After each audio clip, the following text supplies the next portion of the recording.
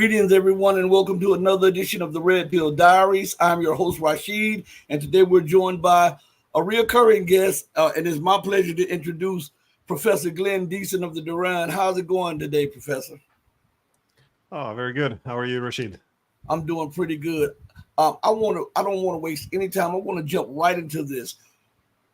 Before we talk about Russia, let's talk about the Middle East, because it seems like this is a powder keg and it's ready to explode at any moment, especially with the intransigence of the West. And we see that no matter who they deal with, they will strike somebody, they will provoke somebody, they will slap somebody, and after initiating the aggression, they'll say, let's not escalate.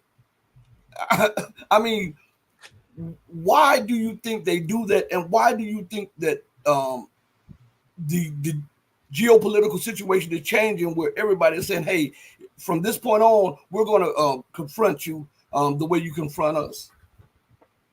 Yeah, they do the same with Iran as well. That is first when after Israel strikes Iran, either bombing its embassy in Syria or striking directly in Tehran during the presidential inauguration. After it happens, there's no condemnation of the Israelis. Instead, they go to the Iranians and ask them, do not escalate. This is not the time. And we see the same now as well, as the Israelis planted this explosive device into thousands of electronic devices, sets them off. And no condemnation. Instead, just warning. Do not escalate this. In other words, do not retaliate. And it's a common effort. We do some things often similar in all the small wars over the past 30 years. That is essentially allowing us to strike the other side and arguing that they shouldn't strike back. To some extent, this is what we're doing to the Russians as well. So it's kind of a one-way boxing match in which the other side should definitely not retaliate, because that would be unacceptable escalation. Do you think that the leadership in Israel, the leadership in the U.S. and the West, do they realize that they are alienating more people by these hypocritical, outlandish statements and policies? And do you think that they care? Well, in the past, there was not much need to care, I guess, if you go back to the 90s, when there's only one central power. The problem now is there is a multipolar world, and the West should really work a bit harder to suggest that they stand for something better or are able to provide more security or stability. But we don't see this, and I think everyone is aware of the hypocrisy. I mean, we see in the media immediately after these attacks on Lebanon with this explosive device, and you already know what position they're going to take. They're fighting a group, they're legitimate targets, blah blah blah. But I think we should be honest. If all we knew was the information country A planted the hidden explosive devices in thousands of devices which were exploding across the country, is this legitimate or a terrorist act? In order to answer that question, we would have to first know, well, who did it? Because this is, again, it's okay for one side, but not the other. So this also reflects this collapse in international law, because under the rules-based international order, there's supposed to be two sets of rules, one for us and one for them. And that's largely what we see now as well. Well, Glenn, there's hardly any reporting about the intentional bombing of aid workers or UN staff in Palestine or Israel, whichever way we want to put it. Why? And we see America and Britain and NATO constantly talking about Ukrainian territorial integrity and sovereignty, and yet the United States occupies a third of Syria, and nobody says anything about it. Yeah, no, there's no rules anymore, and this is why it's very hypocritical. But again, if you look in the media across the West, we don't address these issues. When Israel annexed the Golan Heights, when they took when they keep taking the territories of the Palestinians. There's not much reaction. Again, the Americans occupying huge parts of Syria, stealing their resources. You can also argue that the U.S. and its allies are occupying Iraq because their parliament has now more than once voted to demand that foreign troops leave, and we refuse to leave. Isn't this occupation where our forces are there illegally? But none of this matters. This is seen as, well, it's not consistent with international law, but we have the best intentions. So this is the main problem. This is also why it's very difficult for the West now to communicate with the rest of the world, because we ignore these things, and then when the rest of the world doesn't want to, for example, join our sanctions on Russia, then we can't understand why. Have they fallen for the Russian propaganda? But we rarely ask whether or not we're the one who's propagandized, because we don't discuss these things. Why is it okay for the United States and its allies to occupy all these countries, steal their resources?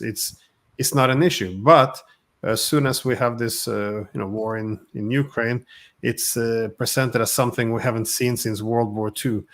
Borders are being changed, as if we didn't do that when we took Kosovo. It's nonsense. But this is the nonsense we're living with, and this is causing. In the past, we could afford to have this hypocrisy because there was only one center in the world of power. But now, because there are many centers, we're alienating huge parts of the world, and we don't seem to get it, because we keep saying, well, how can they do this? Because the world is divided between good and evil. It's liberal democracies versus the rest, and the authoritarians are the aggressive ones. And we essentially leave out all these issues like illegal occupations, and we continue to live in our little propaganda bubble. And the problem is we end up deceiving ourselves, because the rest of the world now is trying to decouple and move along. So we can try to censor all the media we want within our own country. We can try to push some censorship abroad as well, but it's not going to be enough. The rest of the world has essentially said enough. They don't want any more of this. Mm-hmm. Iran has spoken yesterday.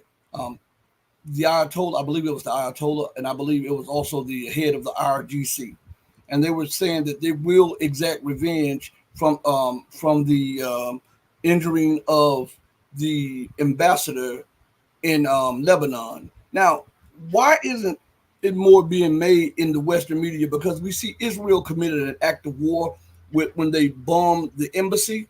That was a direct act of war, and America and the West says they're going to sanction Iran for Israel bombed it, and they sanctioned Iran for threatening to respond. Then we see that Israel committed another act of war when they violated the territorial integrity of Iran and assassinated a guest of Iran that was close to the presidential palace when they did it. And the West says, don't escalate.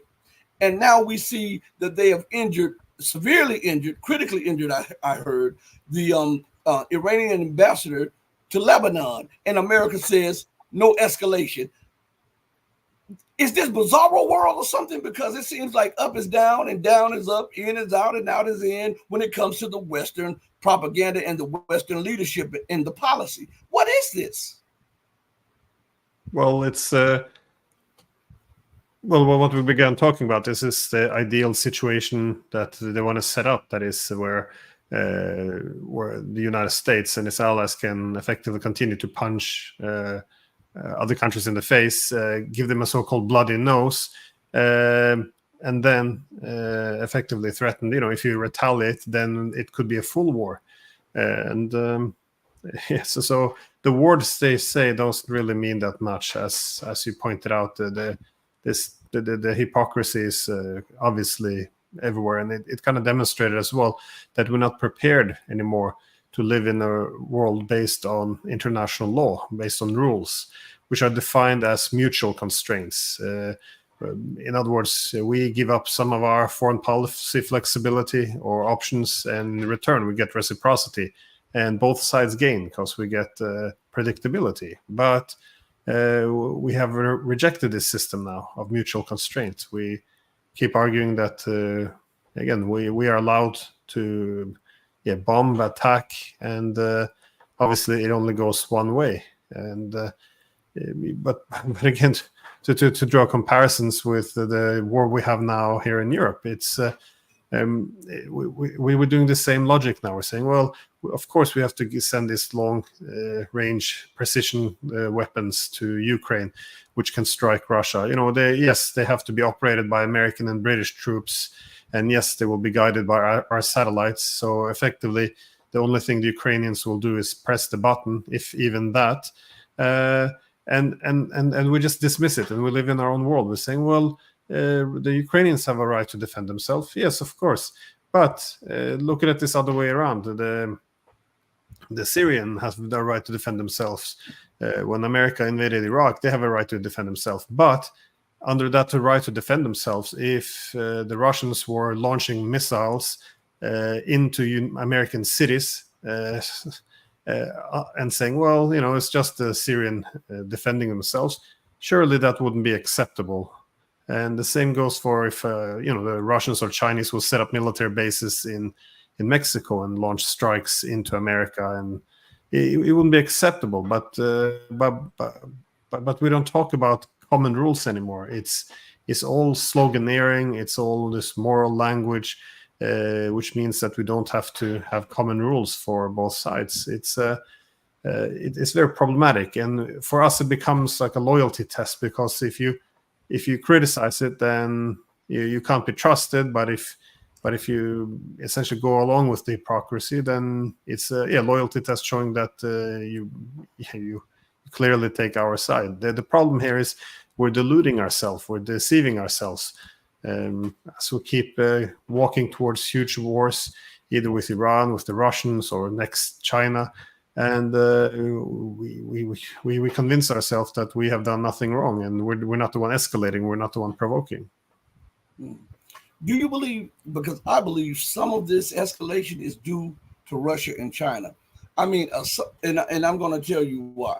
It's because sometimes you have to let the bully know that enough is enough. That's the way because if you continue to acquiesce, or you continue to walk away or turn your head, the bully will take more. If you give them an inch, they'll take a mile. When Russia was saying, listen, don't encroach upon our space in the former Soviet territories, and they gobbled them up one after the other, one after the other, one after the other. And now they're pushing up into Georgia. They're in Armenia, trying to change the hands of time in Armenia. They look what they've done to Ukraine. Russia should have put some pressure on the United States at her own door with Cuba and surrounding areas. And if America gets mad, she could use America's slogan. Hey, didn't you say every nation has the right to choose what they want? Is this not their sovereign territory? Why is it their sovereign territory when it's up against our border? But when it's up against your border, it's a strategic threat. Yeah, no, well, and I think that's the direction we're going, because keep in mind that the international law, it's and having a voice in these international institutions, it's an option instead of using hard power. In other words, let's say when NATO wanted to roll into Ukraine and set up weapon systems, we said, well, the Russians shouldn't have any say over, you know, the weapon system we put on their border. It's you know, they don't have a veto over what we do. Well, if you deny countries a veto, then they will have to resort to hard power. And the same goes for international law. If the Iranians or any other countries aren't safe under international law, that we essentially break it with impunity, then they have to put down that veto, to put down that balance with hard power. And I think that's increasingly what you see, because the Iranians, they're a big country, they're a powerful military. They're not going to be treated like the Syrian or the Iraqis. Keep in mind that when the Americans, British, and other countries were bombing them, the Syrians and Iraqi didn't really try to retaliate, hit an American aircraft carrier, for example, because if they retaliate, then they would really get punished. So they kind of have to allow, the hegemon to continue bomb them a little bit, and they're deterred from essentially retaliating. For a country like Iran, that would be very dangerous, because if we establish this new precedent in which Western countries and Israel can bomb Iran and strike whenever we feel like it without any retaliation, they will embolden it, and they will set, again, this is very dangerous. They don't set a precedent, and that's why they're under great pressure now to retaliate. And I think a retaliation is coming, but they want to do it on their own terms. I hear they're getting some air defense systems from the Russians, so they want to be properly prepared, because they know that the Israelis will use this as an opportunity to pull the Americans into the war. Well, what do you think that looks like when Iran respond? I believe that they're putting all their ducks in a row, because they know that once they respond, as you said, Israel will then counter respond, and then the Western media will phrase it as Iran attacking Israel instead of responding to Israel attack. And so they will try to get justification to go all out on Iran, because Iran has been a target for them for decades. What do you think this looks like in today's time? Because America is not the power she was 30 years ago. Israel is not the power she was 30 years ago. Iran is not the has-been military that it was 30 years ago. The roles are changing, and the economics of this situation shows us that Israel is bankrupt and only survives off European and U.S. gratuity and mercy. And the United States and the EU economies are collapsing. So how does this look if a regional war, when this regional war takes place? Well, it will be very, very unpredictable. I guess, that's quite obvious. But I guess the good news is that neither Iran or the United States wants this war, which is why when the Israelis struck their embassy in Syria, from what I understand, the Iranians and the Americans were talking and finding a solution, because the Iranians must retaliate in order to uphold their deterrent. But if they retaliated too hard, then the Americans would feel compelled to come to Israel's aid. So they had more of a limited response towards Israel, which allowed them to de-escalate, but still keeping their deterrent. Now, I'm not sure if it's possible to do something similar again, and this is the problem, because the West has demonstrated not willing to do anything to constrain Israel. And as you mentioned before, instead of promising that they will put restraints on Israel, the EU, for example, sent a letter to Iran blaming them for everything. So it's so this is very problematic. So we might end up in a situation that Iran feels compelled it has to strike back, which I think is coming. And even though neither Iran nor United States wants this war, it's probably the Americans might find themselves pulled into the war anyways. And I think it's a disaster for the United States, because they're already bogged down, sent a lot of military equipment, and committed themselves to the war in Ukraine against the world's largest nuclear power. They're also the economic conflict with China is not going well, and there's indication the United States might militarize this economic rivalry. And this is not a great time to end up in a war with Iran. And as you mentioned before, the economics foundation of it is not the same. This is not Iraq of 2003. The Iranians are much, much more powerful. Also, the United States is much weaker now. It sent a lot of its weapons to Ukraine, which has been blown up. The economics is just terrible. Keep in mind, the United States is $35 trillion in the hole now.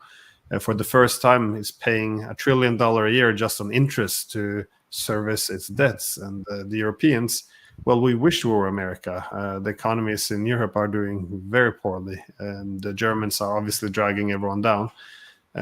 for multitude of reasons. So, and then not only this, if the Iranians would end up in a fight with the Americans, they can effectively shut down the whole sea there, putting a crisis on oil, disrupting a lot of economies. They can strike American military bases, which are scattered across the region. And if they're struggling, I would bet that the Russians and the Chinese would assist them at least with all the weapons they can afford to send. And for the Russians, who have now been seen their young men being killed by American weapons and American ammunition, American mercenaries operating with American war planning and intelligence and target selection, they probably wouldn't mind the opportunity to strike back, because one of the reasons why the Americans can't sabotage the peace agreement in Ukraine in early 2022 was, according to the mediators, that they would have an opportunity to kill Russians without Russia fighting back.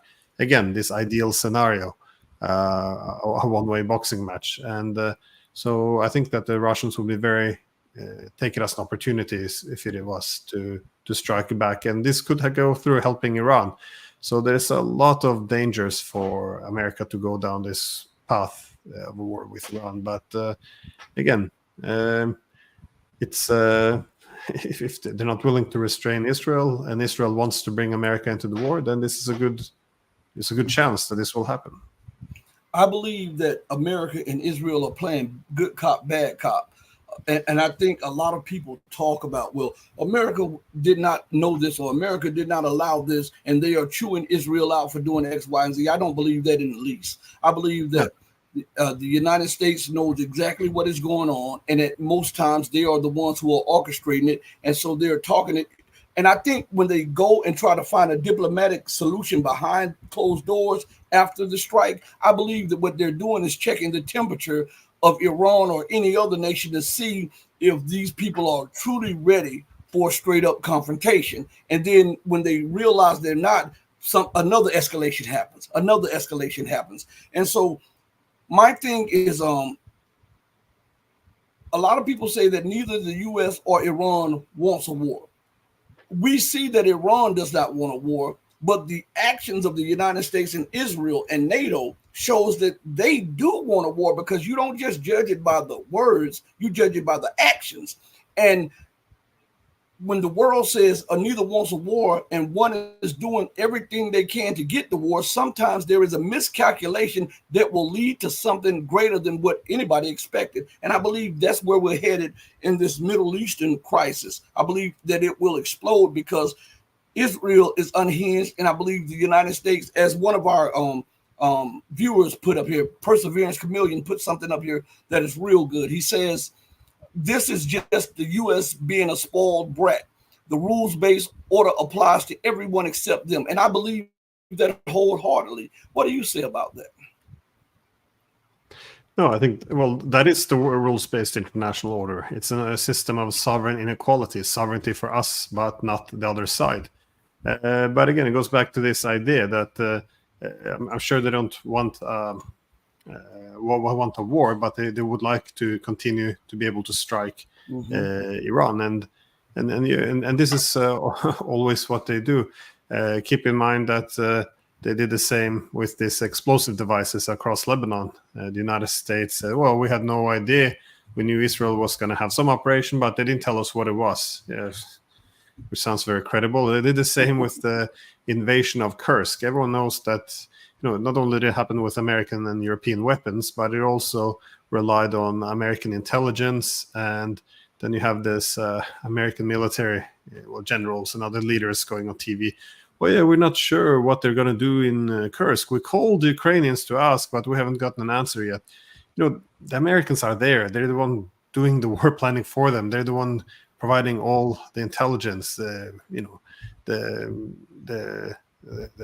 target selections, everything, and still they're pretending they had nothing to do with it. It's just attempt some plausible deniability to distance themselves, and also when the British are now pushing for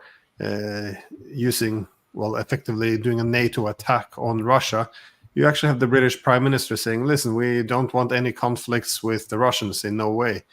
And I believe this. They don't want a direct conflicts, but they do want the right for NATO to attack Russia, to strike it with missiles, and for Russia to accept this, and then they should not retaliate. This is the dream scenario. Imagine if we could bomb Moscow and they're not going to respond. It would be a wonderful situation. And this is what we're setting up with the Iranians and everyone else. It's not going to go much longer. And I think you pointed out the main problem. That is, when these countries don't retaliate, we essentially say, "Oh, look how weak they are. They're being restrained is a weakness." So they don't retaliate, which means that they're deterred. Now we can escalate even further. But with every escalation, the dilemma intensifies. That is, do you strike back and restore your deterrent, but then risk a major war, or don't you, and then end up emboldening them? So you can only do this for so long before it's just reckless in terms of not retaliating. Where not retaliating is more dangerous than retaliating, and we have reached that limit now with the Russians. We reached that limit with the Iranians. So I think we're heading into a big war, and it's where it starts first is unclear, but it is so dishonest. Whenever you open the newspaper, the rhetoric, the way we tell the stories, it's just so incredibly dishonest. You know, I think about some of the things that pundits say when they say, like something I heard you say, and I think this is the thought that if Russia responds, it can escalate into a war. My thought is it's already a war. And why should my side be the only one losing men, troops, and hardware? So if you're initiating a war, a covert war, and it's on my grounds, and it's killing my citizens, and it's destroying my infrastructure, and it's killing my soldiers, and it's putting me in a box, to hell with it. I mean, we might as well call it for what it is. It's a war. And if it turns into that, it was already that. It just escalated a little bit more. I don't think the onus should be on the victim to avoid the war. I think the onus should be on the aggressor to avoid the war. That's my thinking. If they truly don't want war, and yet they continue to initiate provocations that can turn into war, then when this provocation is hit back, then you pause for a second and start initiating dialogue. Not me. You've raped me. You've hit me. You transgressed against me. It is my inherent right to strike back at you. Why don't the politicians take this law of nature into consideration when they're dealing with what's going on the real-time battlefield? I think they get caught up in their own rhetoric and their own moral sloganeering. And a key problem is also that it's very short-sighted because, as your listeners might know, us in the collective West, we tend to invade other countries quite frequently. And in the next war, keep in mind that the unofficial rules of proxy wars are now very different. If we would do another Libya or another Syria, another Iraq, you can expect very advanced weaponry intelligence coming from the Russians to help these countries defend themselves. Russians might just strike with the missiles themselves and, claim, we're just giving them weapons, helping them. So the rules are completely changed now, and this will turn us on us at some point. Another issue as well, when we keep escalating with heavier weapons, is it's stupid because if it doesn't have much effect, in other words, the benefits aren't that great if the Russians can counter the weapons as well as Iran, but it escalates too much, it has a high cost, then it's not worth it. And we have to think as well that how successful do we want these escalations to be? Because keep in mind that when the Russians and others decide not to retaliate against the West, it's because they see the war going their way. Why expand the war and pull in the West? Because we see every day now that we're getting closer and closer to victory. So let's not rock the boat. And these escalations, we can manage them. Let's just bring this victory home, and then we'll take care of this later. This is the thought they're having now. If our escalations would end up being successful, for example, these long-range weapons would begin to inflict immense pain, then to the extent it could change the course of the war, which would be the purpose, then the calculations would be very different. Then they would escalate in a huge way in order to retaliate against the West, restore the deterrent, but also fight in a much more brutal way to get the war back on track. So I don't think people think too much about to what extent we actually want to be successful with our escalations. Because so far we see that there's some efforts to, you can escalate horizontally or vertically. Vertically would be in the same war, so you can, more heavier weapons, you can strike the US or its allies directly. But so far we see that, for example, with the Russians, they're escalating horizontally, in which they are, selling their warships into the Caribbean. They're doing some arms deals with the North Koreans. They are now sending air defense systems to the Iranians. And I'm guessing some of the strikes of Yemen has received some assistance as well. It wouldn't surprise me. I don't have any evidence for it, but it wouldn't surprise me. And many other surprises can come along. And so this is the main thought. They can try to bring pain in some other area in which they tell the effective signal to the West, this is time to stop your escalations without triggering a major war. So this is the ideal way of responding and addressing this dilemma. But if the United States isn't getting the message and it actually starts sending this long-range precision weapons, then you'll probably see more vertical escalation in which the US and NATO targets are picked. There's a word that was used by Lindsey Graham and other Western pundits, and it started being used by the Ukrainian government. And the word is called interdiction. And for those of you who don't know what interdiction is, it's a noun. It means the action of prohibiting or forbidding something, the action of intercepting and preventing the movement of a prohibited commodity or person. Now, the reason I threw the definition in there is because the U.S. rationale, the Western rationale for giving Ukraine long-range strike weapons and HIMARS and all of this stuff was to interdict Russia's weapons from coming into the Ukrainian battlefield. They openly stated that is what they were trying to do, to hit all of the bases on the periphery of the battlefield as to stop the flow of weapons in there to weaken Russia's resolve. Okay. Now, understanding that, why hasn't Russia interdicted the weapons that are coming into Ukraine in the surrounding territories? Because if the West can do it and openly state it, why should not Russia openly state it and do it? No, they can, and I guess this is a question we never ask. We say Ukraine has the right to defend itself, and again, no one is arguing that they don't have a right to defend themselves. Every country has it. What the Russians have said, what Putin has said very clearly, is if we interfere directly, that is, Americans are sending American missiles operated by Americans, guided by American satellites to attack Russia, then this will be a direct attack, and they will respond, retaliate against the United States. This is common sense. The United States would act in the same way. So, so this is why we're moving into very different territory. But of course, the Russians can also begin to take out arms, heading towards the Ukraine war, and that's a very more likely area that the Russians might escalate. That is, they can begin now to shoot down American surveillance drones and British, because they're flying over the Black Sea to pick targets, which are then struck by American missiles. So they can begin to blow them out of the sky in order to follow this escalation ladder. Or, as you suggested, they can start to take out logistics centers, be it in Poland or Romania. because we're, you know, the escalations are moving everywhere.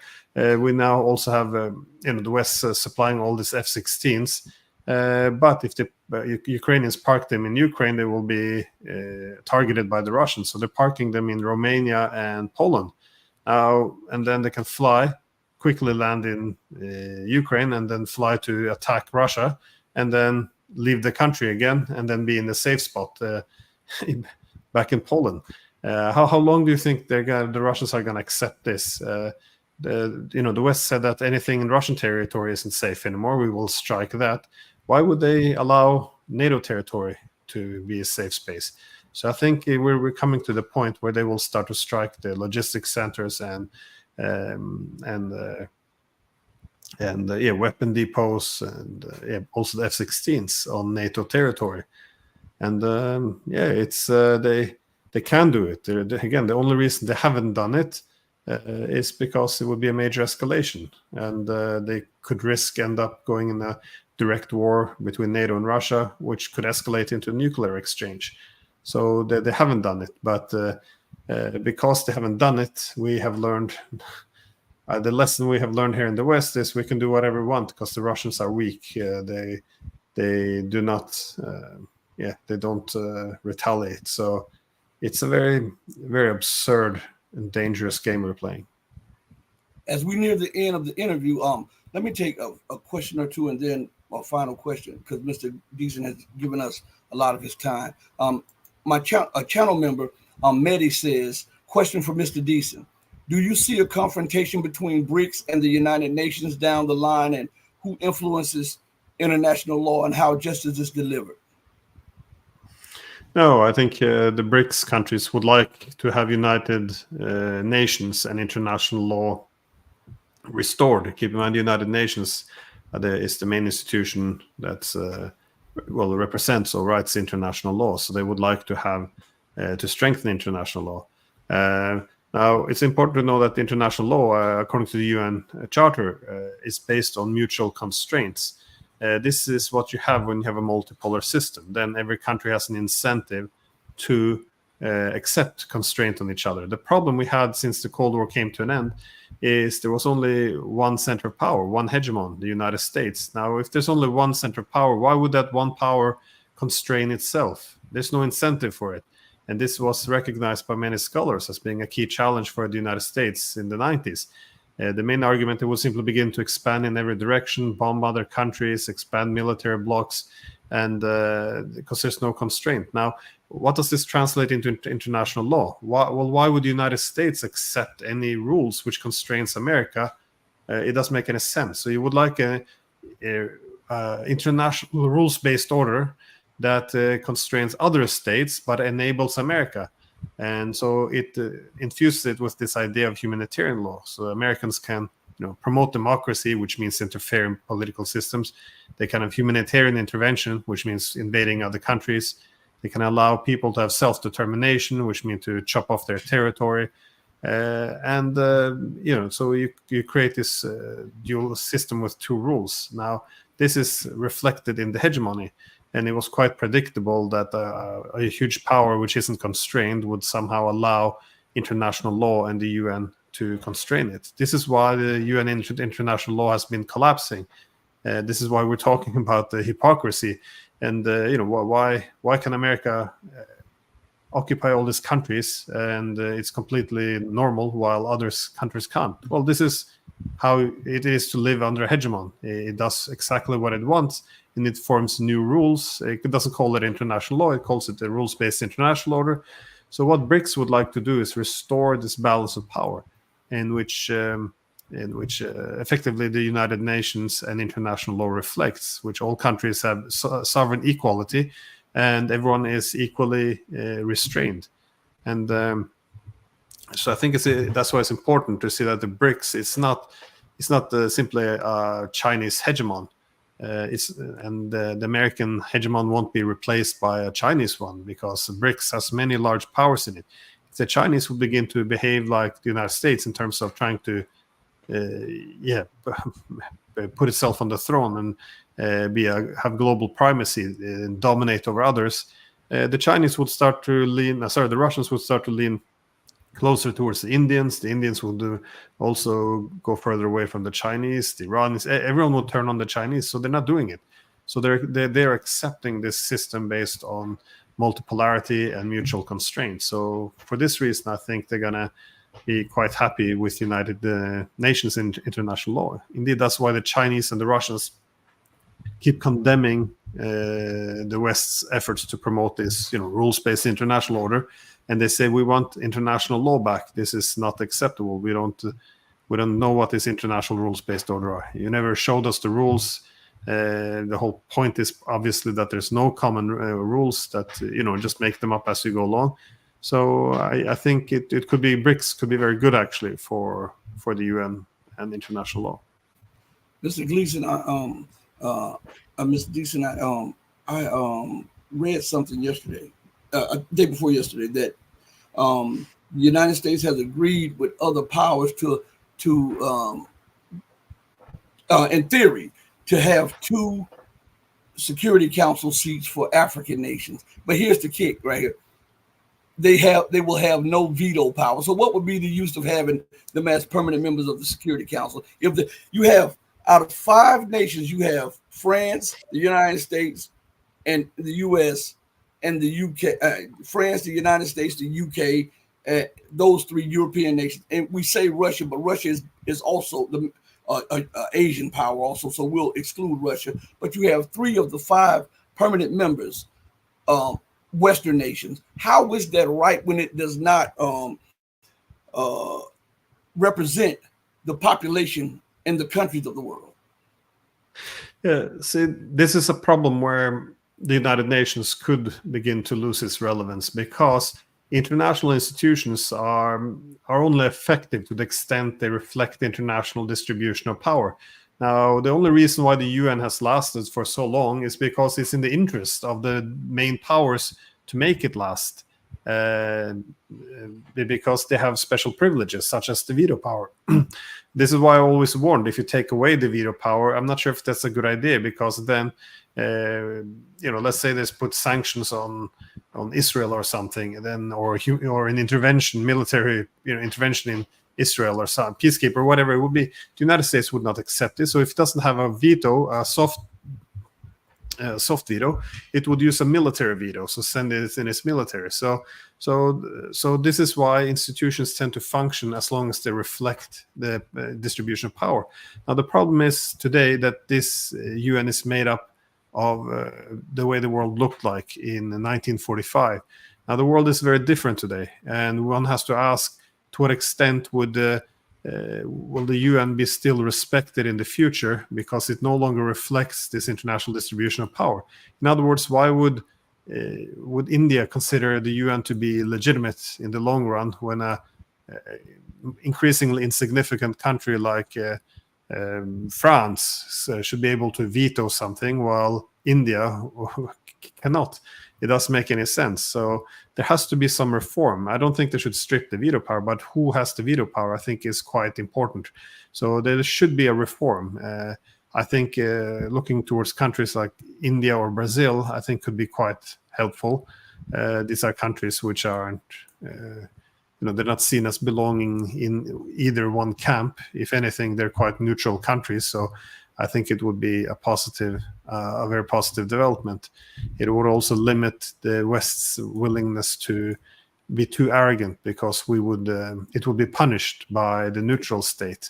So I think that could have many good effects, but I don't think anyone is willing to give up the collective West has 3 out of 5 of the vetoes. I don't think we're willing yet to give up on that dominant power. So I don't think, we're going to allow new countries to have veto powers. The problem, of course, is if it's delayed forever, then we will see the UN begin to fall apart. So it has to reform to reflect current realities, or it will begin to collapse. So this idea that we can simply, close our eyes and pretend it's still the 1990s, I think this is one of the biggest mistakes we're currently doing. Last question, which is a double question. If they don't reform the UN to reflect the reality of today, do you not see it collapsing completely and a new organization just taking its place and replace in Britain and France, who are becoming more irrelevant as the years pass, lose position and power completely? And number two, what do you think the outcome of this war in Ukraine will look like in the coming months? Well, I think the problem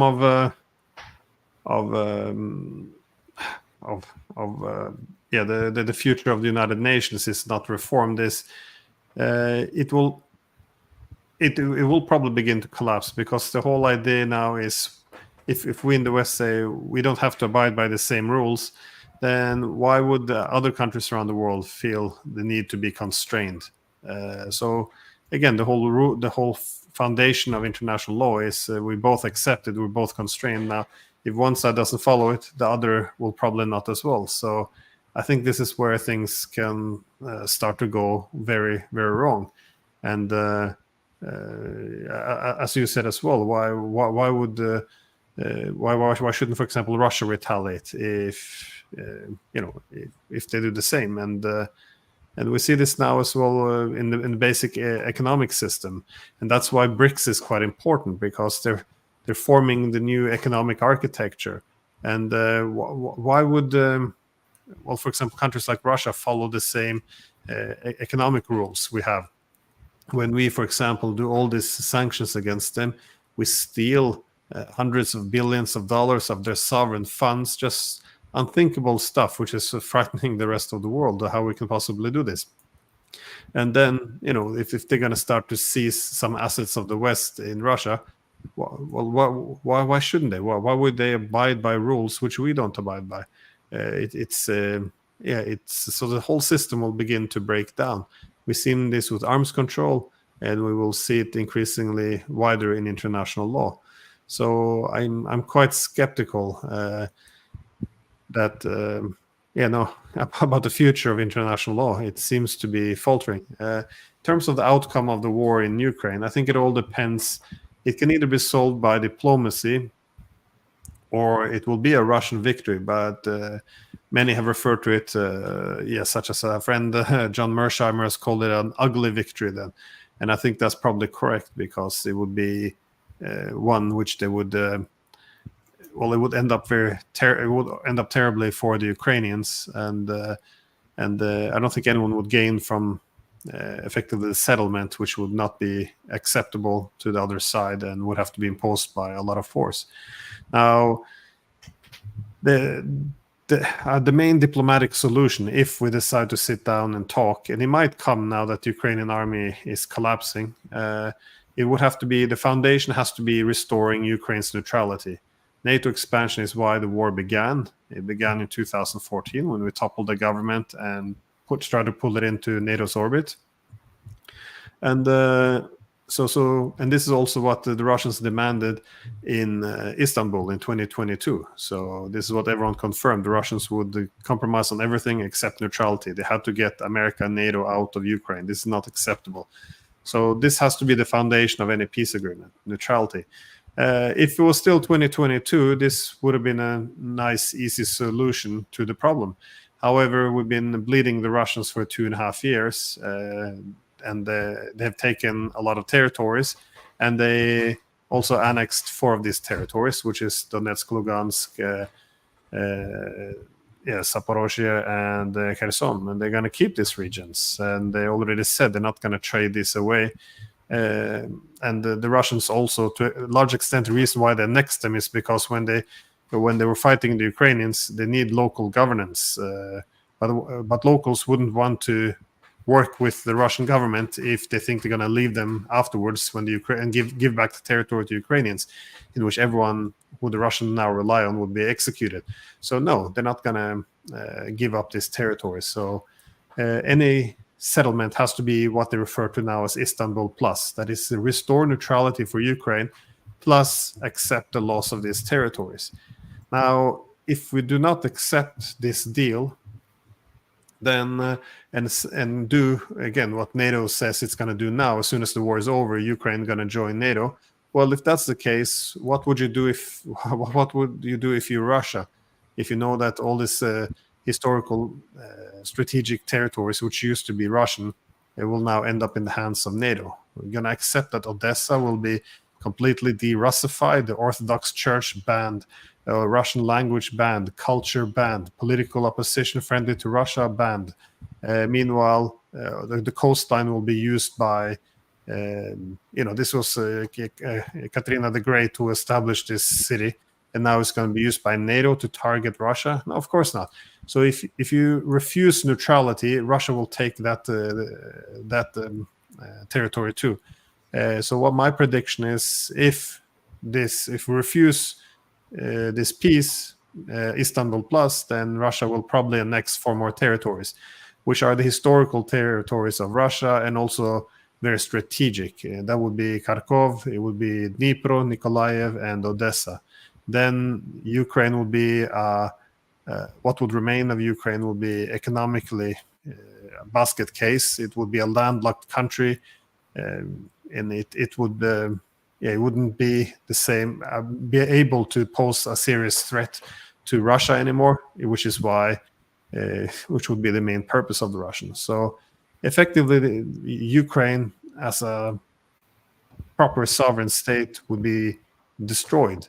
And again, this is not great for stability in the region. It's not, from a humanitarian perspective, surely we should try to save as many lives as we can. So I think it's a disaster, and all of this being done in the name of helping Ukraine.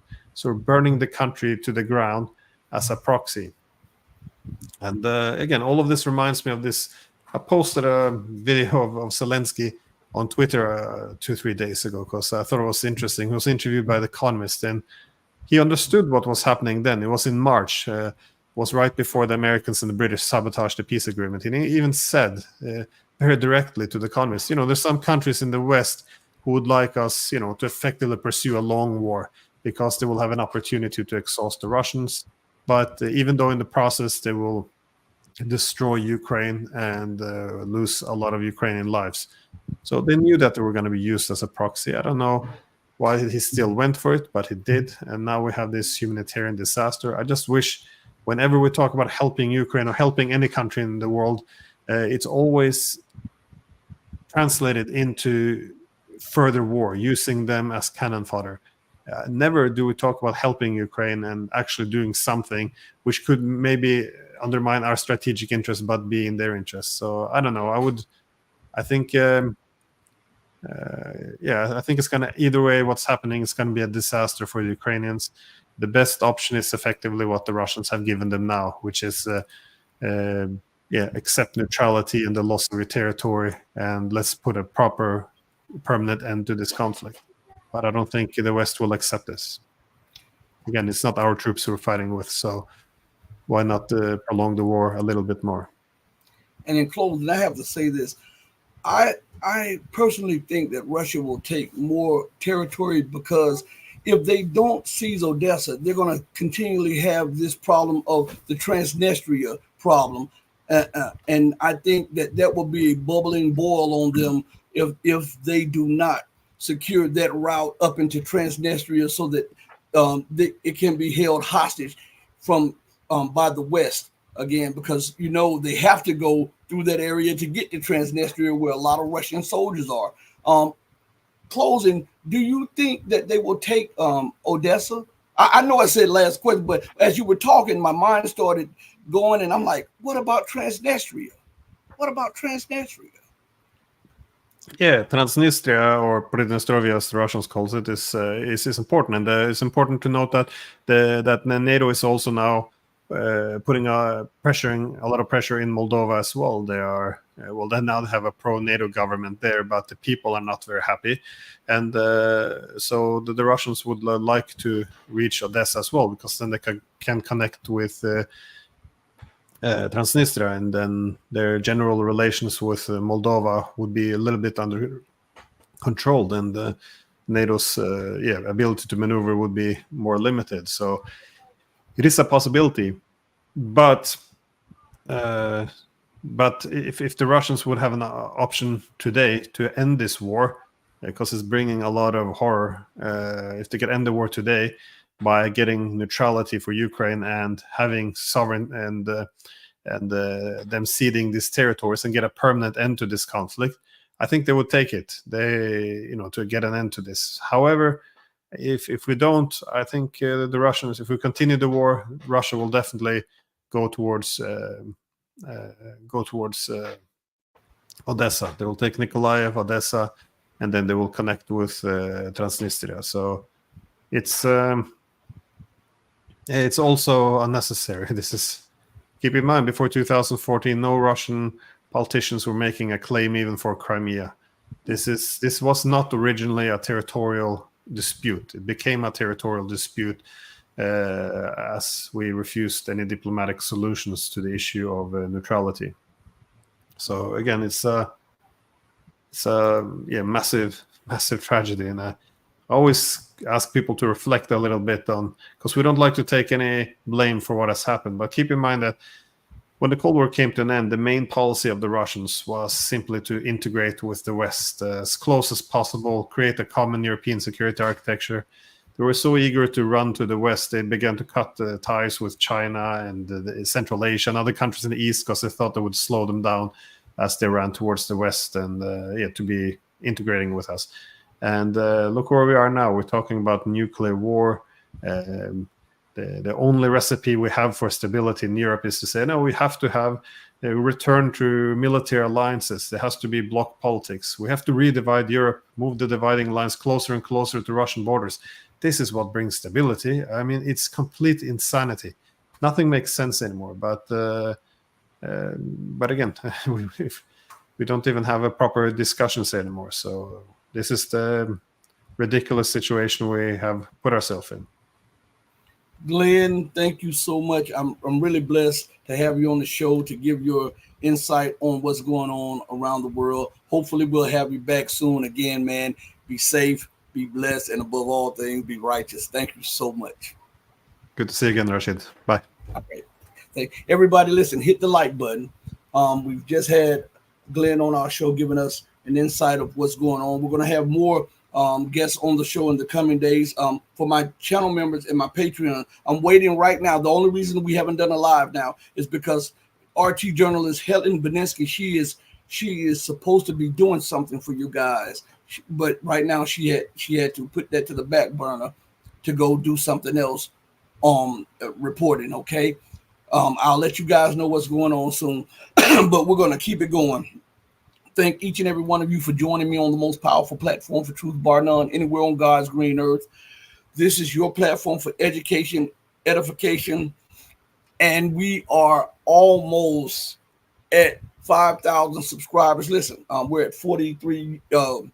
We're supposed to be more than that. I just want to say that YouTube continues to take our subscribers, but it doesn't matter. I'm just glad I have the quality of channel members and subscribers that we have. If it stays the same, it's okay. We'll still bring you the best. Remember, this is not about a popularity contest. This is about getting the truth out so that you can go and bless somebody else with the truth, so that they can empower somebody else with the truth, and they can empower somebody else with the truth. And if we keep planting seeds, a forest will soon grow, a forest of truth.